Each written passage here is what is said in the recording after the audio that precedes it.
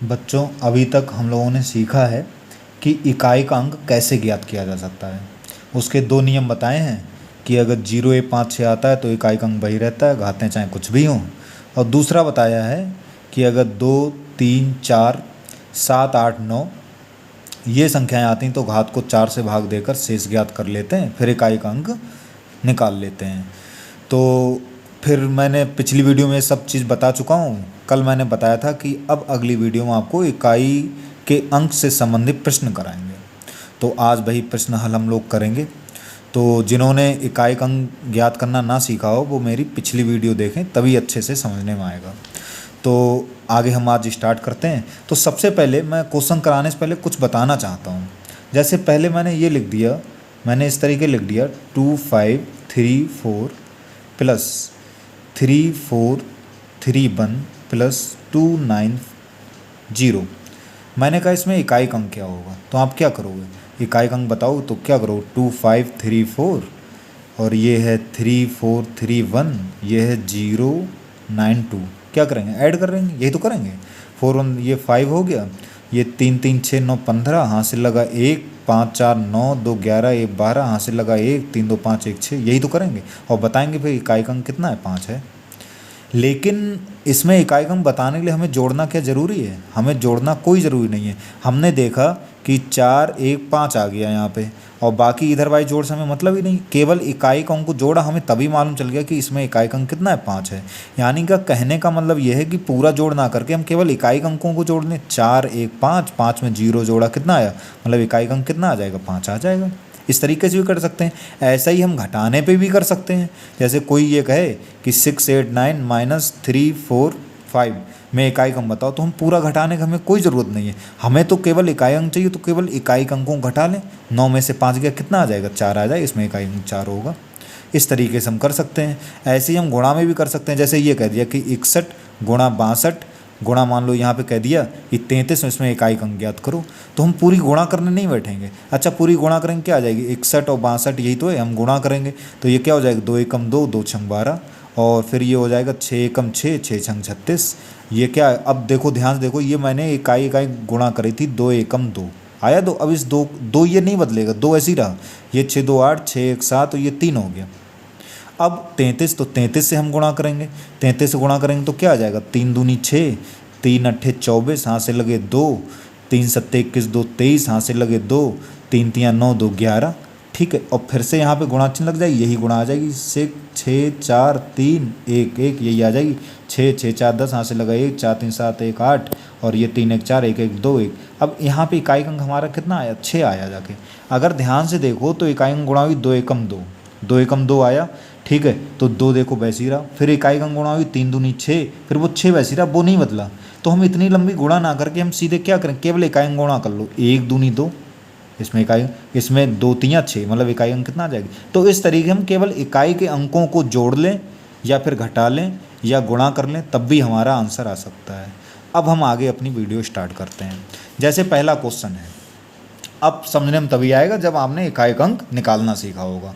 देखो ध्यान से, पहला क्वेश्चन है 125 घात 617 प्लस 234 घात 953 प्लस 918 की घात 98 के योगफल में इकाई का अंक ज्ञात करो। तो हम क्या करें, हमने सीख लिया है कि हमें पूरा कुछ करने की जरूरत नहीं, केवल इकाई का अंक निकाल लो।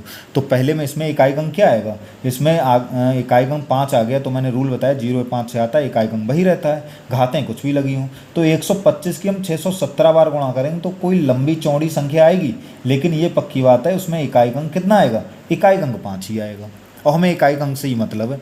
प्लस यहाँ पर इसमें देखें 234 घात 953, इसमें 4 आ गया, 4 आ गया तो दूसरा रूल लगेगा, घात को हम 4 से भाग देंगे, घात को 4 से भाग देंगे, घात है 953, 4 से भाग देंगे, ये आ जाएगा 4 दूनी 8, 9 में से 8 गया, 1 बचा, 15 आ गया, ये हो गया 4 तियाँ 12, 3 आ गया 33 हो गया, ये हो गया 4 अट्ठे 32, एक शेष बच गया। और आपको ध्यान हो अगर एक शेष बचता है तो इकाई का अंक की घात 1 मतलब 4 की घात 1, और 4 की घात 1 का मतलब कितना हो गया, 4 हो गया, तो इसमें इकाई का अंक कितना आ जाएगा, 4 आ जाएगा। इसमें देखें 8 आया, 8 तो इसमें भी दूसरा रूल लगेगा। 98 को हम कैसे भाग करेंगे, 4 से भाग करेंगे। ठीक है, ये आ जाएगा 4 दूनी 8, 9 में से 8 गया 1, 18, 4 चौक 16, 2 शेष बचा। तो यहाँ क्या आ जाएगा, 8 इकाई अंक कितना होगा, 8 की घात 2 होगा। 8 की घात 2 मतलब 8 गुणा 8 मतलब 64, और 64 में इकाई अंक कितना आ जाएगा, मतलब 4 आ जाएगा। कहने मतलब 918 की आप 98 बार गुणा करो, संख्या लंबी चौड़ी आई है, डॉट डॉट इसीलिए कर दिया है कि संख्या लंबी चौड़ी आई लेकिन इकाई अंक 4 ही होगा। अब क्या करें, हमें इकाई अंक निकालना है, सबको जोड़ लो, वही इकाई अंक आ जाएगा। तो कितना आ जाएगा, 5, सही है, 5 4 9 4 13 आया। 13 हो नहीं सकता है, 13 में इकाई अंक कितना, 3, तो इसका मतलब है कि हमारा उत्तर जो आएगा वो कितना आएगा, 3 आएगा।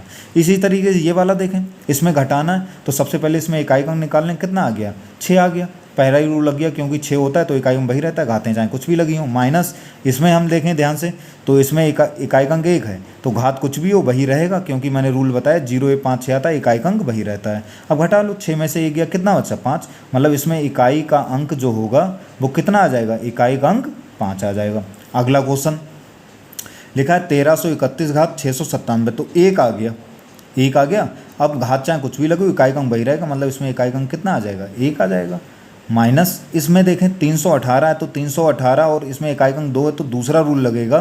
318 को हम कैसे भाग करेंगे, 4 से भाग करेंगे, तो 4 से भाग करेंगे, 31 4 7 28, 3 आ गया 38, ये हो गया 4 नियम 36, कितना शेष बचा, 2 शेष बचा, तो इकाई अंक कितना हो जाएगा, 2 की घात 2, 2 की घात 2, 2 की घात 2 का मतलब कितना आ गया, इकाई अंक 4 आ गया। अब जरा ध्यान से देखो, मतलब 1331 की मैंने 697 बार गुणा करेंगे तो संख्या ये डॉट डॉट इसीलिए कर दिया, लंबी चौड़ी आई लेकिन इकाई अंक 1 होगा, और इसमें भी संख्या लंबी चौड़ी आई लेकिन इकाई अंक कितना होगा, 4 होगा। अब हमें इकाई अंक बताना है। अब जरा ध्यान से देखो, मैं इस तरीके से लिखूँ थोड़ा और अच्छा समझने में आ जाएगा। 1331 की 697 बार गुणा करेंगे तो हमारा इकाई अंक कितना आया, 1 आया, ठीक है, और इसमें करेंगे तो इकाई अंक इसमें कितना आया, 4 आया है। हमें बताना है कि इकाई का अंक कितना आएगा, तो कैसे करें, अब 1 में से 4 नहीं घटेगा, सही है, तो क्या करें, इधर दाही लें। अब ये डॉट डॉट और, लेकिन ये पक्की बात है कि इधर कोई बहुत लंबी चौड़ी संख्या लिखी होगी, तो हम वहाँ से लेंगे दाही, दाही लेंगे तो यहाँ हो गए 11, और 11 में से 4 गया, कितना आया, 7, यानी कि इसमें इकाई अंक जो होगा वो कितना होगा, 7 होगा।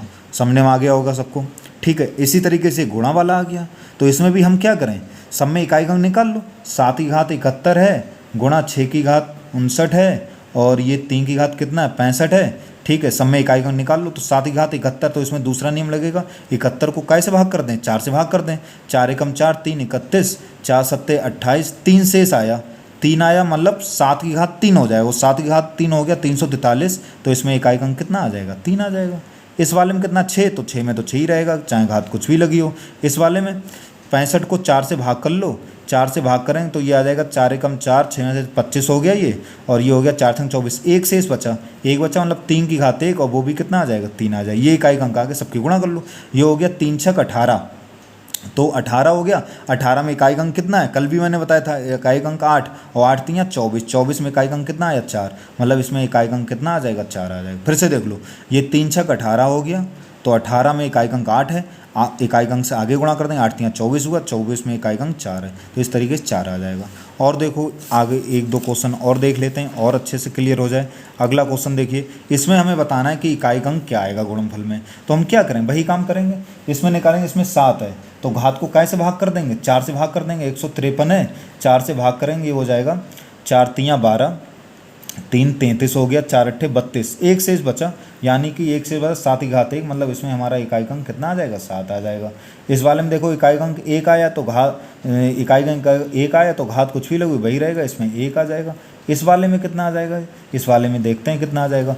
4 से भाग कर लें, 78 को किससे भाग कर दें, 4 से, तो ये हो जाएगा 4 एकम 4, 3 38, 4 नेम 36, 2 शेष बच जाएगा, 2 शेष बचा, तो 9 की घात 2, और 9 की घात 2 का मतलब हो गया 9 गुणा 9 81, 81 में इकाई अंक कितना आ गया, सबकी गुणा कर लेंगे, 7 एकम 7, 7 एकम 7, तो इसमें हमारा इकाई अंक जो है, इकाई का अंक जो है वो कितना आ गया, 7 आ गया, ठीक है। इस तरीके, अब ये लास्ट क्वेश्चन आज का देखते हैं।